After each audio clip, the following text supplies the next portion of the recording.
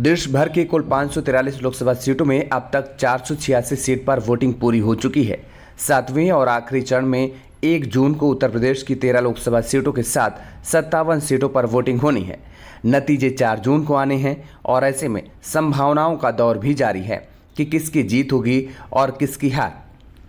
चुनावी राजनीति में सिर्फ जीत हार ही मायने नहीं रखता है, कुछ और बातें भी प्रत्याशी के कद को बढ़ा या छोटा बना देती हैं।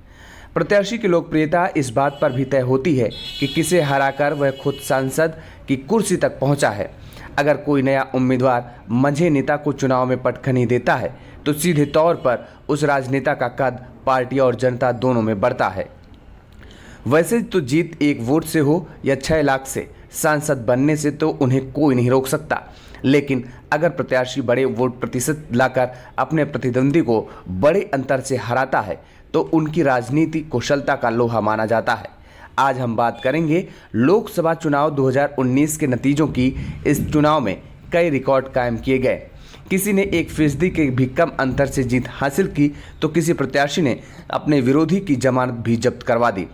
देश भर की 543 लोकसभा सीटों पर पिछले चुनाव में 169 सीटों पर नतीजा ऐसा रहा जहां महज 181 से 1 लाख से कम अंतर से प्रत्याशी की किस्मत का फैसला हो पाया।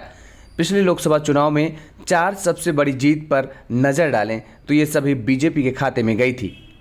गुजरात के नवसारी सीट से CR पाटिल 6,89,668 वोटों से बड़े अंतर से चुनाव जीते थे।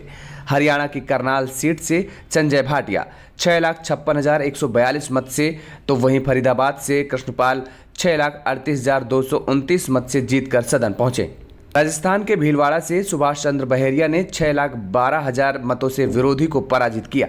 5 लाख से ज्यादा और 6 लाख से कम अंतर से जिस सीट पर 2019 में हार जीत हुई उनमें अमित शाह की भी सीट शामिल है। अमित शाह ने गुजरात की गांधीनगर सीट पर 5,57,014 वोटों से कांग्रेस के CG चावड़ा को हराया था।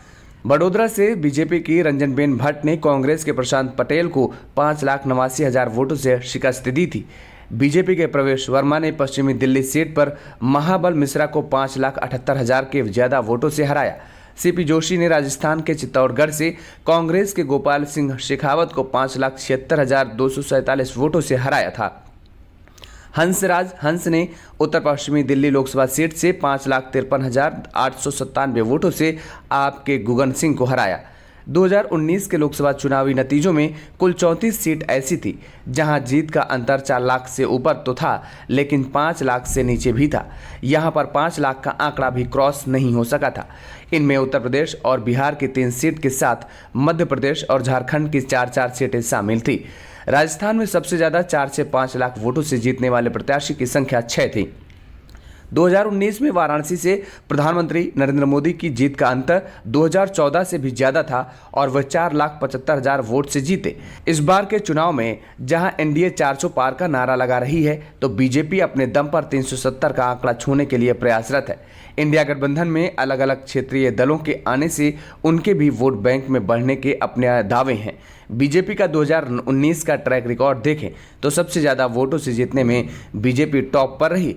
पिछले आम चुनाव में बीजेपी 303 सीटों पर 55.7% वोट लाकर जीतने में कामयाब रही थी। बीजेपी ने कुल जितनी सीटों पर जीत दर्ज की थी उनमें से 3/4 यानी 224 सीटों पर उसे 50% से ज्यादा वोट मिले थे। कांग्रेस के लिए ऐसी सीटों की संख्या मात्र 18 थी। 2024 में देखना यह रहेगा कि मोदी सरकार की वापसी होती है या इंडिया गठबंधन सरकार बनाने में कामयाब होगा।